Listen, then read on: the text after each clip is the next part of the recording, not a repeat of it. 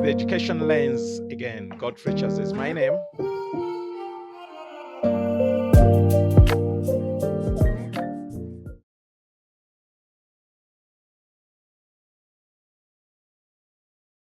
It's the Education Lens. My name is Godfrey Chaz. You're welcome. Welcome to this YouTube channel where it's all about education. It's all about teaching and learning. It's all about the world of education. I'm not saying you're only welcome here when you are an educator. By the way, who is not an educator? All of us are interested in the world of education. You could be as a teacher, you could be a parent, you could be a learner, you could be a student. This is a channel for you. I want to welcome you. We shall be discussing various issues that affect our education system. You could be a policymaker.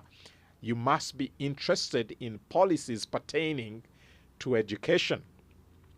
Therefore, I want to encourage you to subscribe, but also to share, but also to leave us a comment if you like, or if you have a question, please leave it in the comment section. You could actually have a topic of interest you would love us to discuss here. Sometimes it will be myself, Godfrey Chaz, but sometimes I'll have some guests. And who knows, some of the guests could be you, where you're handling this subject, this topic about education. And in today's edition, I want to start us off with the topic, the teacher or the educator as a trainer vis-a-vis teaching.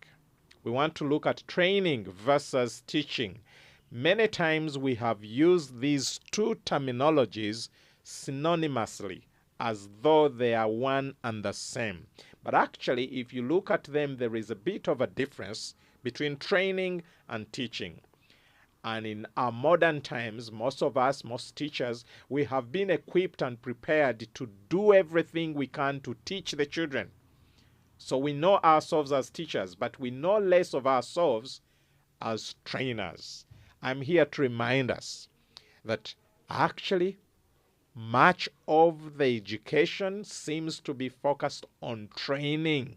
We need to posture ourselves as trainers. I mean, train up a child in the way he should go. And why?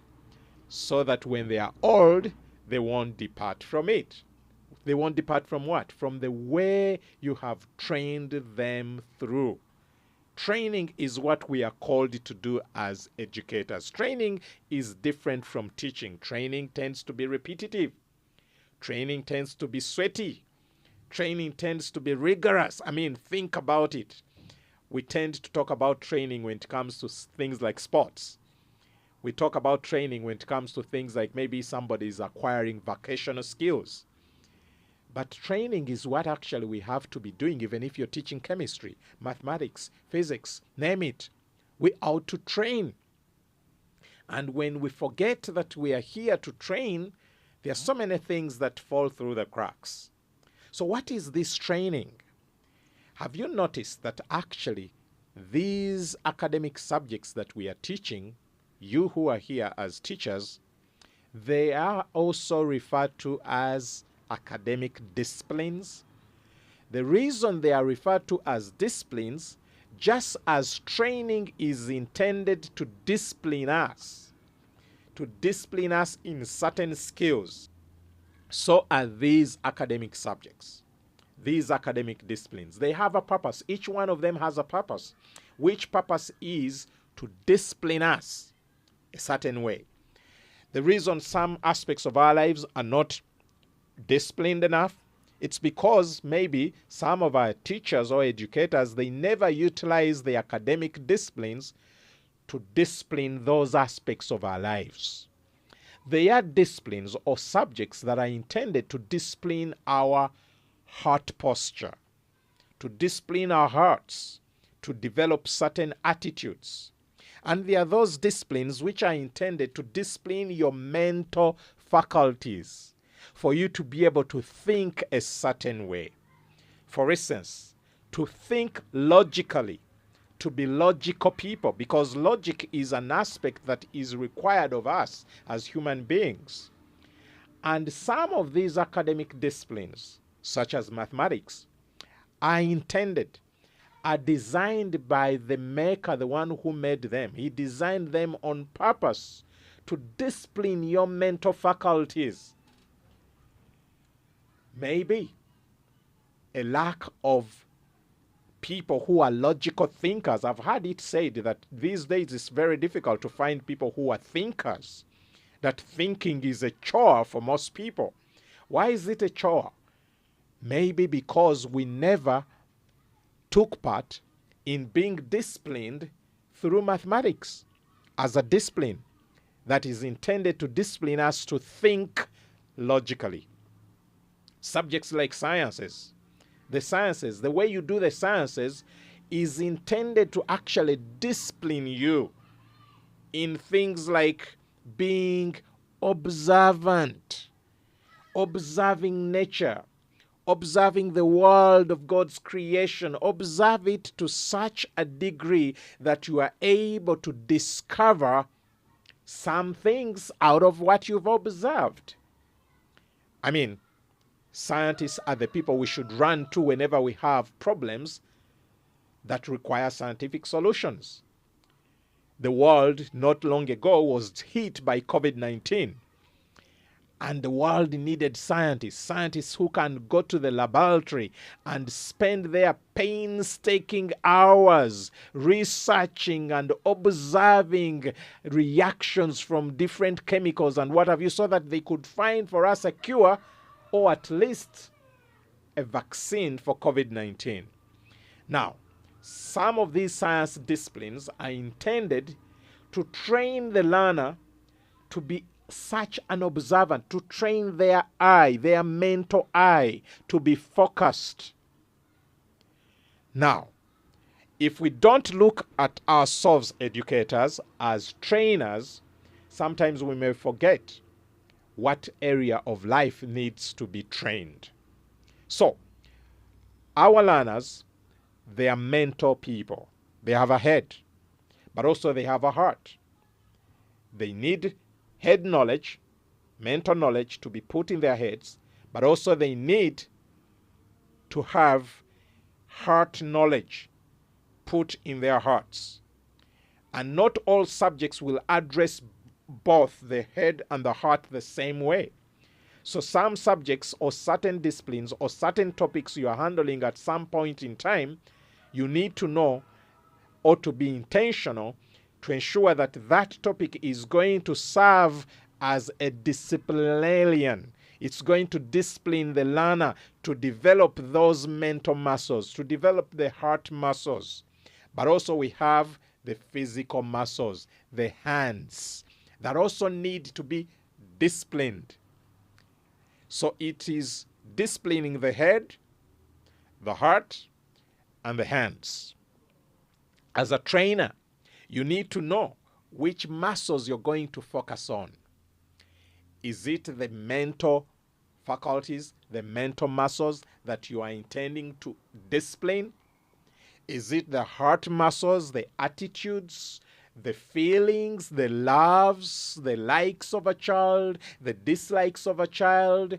Is it those that you want to pay attention to? You must be intentional.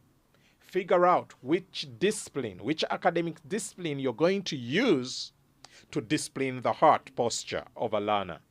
Which academic discipline are you going to use or topic you're going to use to discipline the hands or the arms or the legs or the feet of a learner? And that way, when we think about them as academic disciplines, then we discover and realize that actually these academic disciplines are not the end in themselves, but they are a means to an end. And what is that end? You can arrive at that end as an educator, but also as a learner, if you are able to define the subject, to define the academic discipline. Let's get into the habit of defining these disciplines. Someone put it this way: whoever defines life for you, they determine how you live it. So who is it that has defined mathematics as a discipline for you? science as a discipline for you, who has defined English language arts. Now, if they were not really good at those disciplines, if they were not good definers, they could have misled you. So it's important for you to seek the definition, the true definition of any subject, of any concept that you're going to teach. Yes, the first place to run to is a dictionary, but also study and research what other scholars have said about the discipline. That way, as you're attempting to define the subject, you will discover its purpose. You discover its intentions. You discover the character of this discipline, because every academic discipline has its character that it brings out. Like I've just mentioned, science particularly, if you're going to train a child to be a scientist and you don't train them to be observant, it's likely that you have missed the point. It's possible in academics, in education, in teaching and learning, to fulfill or to live up to this Chiganda saying, if you understand Luganda, tukuma lubugo, nga lubale bamubadda. It's possible for you to kukuma lubugo when lubale is no longer there in the lubugo. What's a lubugo? Lubugo is a back cloth. It's a back cloth. For Baganda, traditionally, they would have back clothes and they would use them specifically as something they would use for worship. So their god supposedly used to be kept in a heap of back clothes. So the saying comes from that background, that it's very possible to have a heap of back clothes thinking the god you are protecting is there when actually he has already flown out. So it's the same thing. We can teach 2 + 2 is 4 as though the goal of teaching mathematics is simply to pass UNAB, when actually the real reason for the subject is missed. So we need, as we define these academic subjects or academic disciplines, we need to find out, what is this subject? What was it intended for? What is its main objective, main goal in mind? So that as an educator, you teach with the end goal in mind, so you don't miss it. That's what training is about. Every trainer, you go and ask or consult a coach you know who trains people in any sport. He does so always with an end in mind. And the end sometimes could be something like the tournament they are going to go for. So during the training, he's preparing them for that tournament. He's trying to discipline their muscles, that by the time they arrive at the tournament, they are well disciplined. And that's what training is all about, even in these academic disciplines. There must be an end in mind. What is the end game for every subject that you are teaching as an educator? When we remember that as educators, we are trainers, not only teachers, I think we'll find ourselves becoming even better at our craft. Don't forget to subscribe. Don't forget to share. Don't forget to comment. We want to bring to you these and many more other topics of a kind, so we can chew on them together as educators. It's the Education Lens by Godfrey Chaze.